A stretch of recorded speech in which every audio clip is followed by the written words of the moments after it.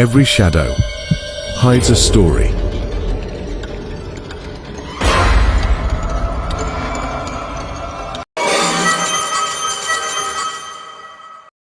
The fog was heavier now. It wasn't drifting anymore. It was alive. It clung to Daniel's skin, sliding across his arms like cold fingers, searching for a pulse.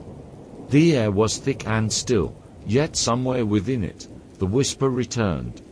Faint, trembling, almost human Daniel. He froze. The sound came from the direction of the old church at the far end of the village, the one that looked more like a ruin than a place of faith. Its roof had caved in, and the bell above was split right down the middle. Yet through the broken door, a light flickered. He stepped closer, the crunch of gravel echoing beneath his boots. Every sound bounced back to loud, to hollow, as if the village itself were listening. Inside the church, he saw a single candle burning on the altar, the same candle he remembered from his dreams. Around it lay old photographs, faded and warped by moisture. He picked one up. It was him, not just a resemblance, it was him. Standing in the very same village road, the same fog curling around his feet. But the date scrawled on the back said 1989. His breath caught in his throat. A voice whispered again, this time behind him. "Why did you come back?" He turned sharply. No one. The candlelight flickered. Shadows along the walls stretched like reaching arms. "Who are you?" he called out. "Why do you know my name?" The whisper answered softly. "Because you never left." He stumbled backward, heart pounding. The sound seemed to come from everywhere, from the walls, from beneath the floor, from the air itself. He ran outside, desperate for air, but the fog was thicker than before. The houses looked different now, smaller, older, collapsing in on themselves. The path he had walked earlier was gone, replaced by rows of crooked crosses jutting from the ground. A graveyard. He blinked, trying to make sense of it. But when he wiped the dirt off one of the gravestones, the name carved there stopped his breath cold. Daniel Farid -1989.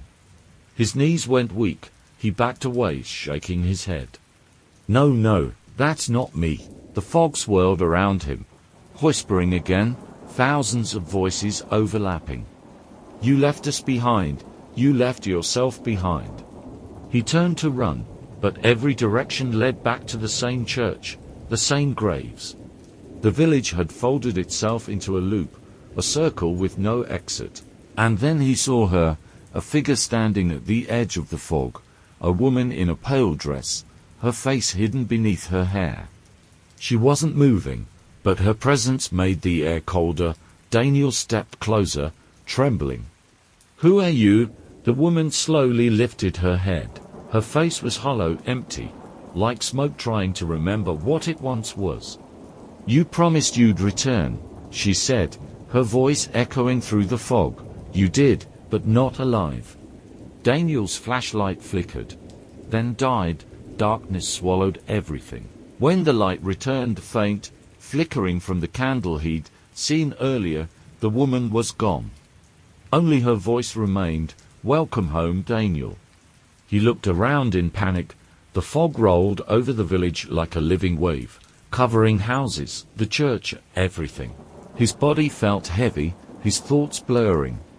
Then he saw it, another photograph lying in the dirt. It showed the same graveyard, but in this one, a fresh grave was being dug. And in the corner of the photo, a man was holding a camera. The man was him. Daniel screamed, but no sound came out. The fog rushed forward and everything went white.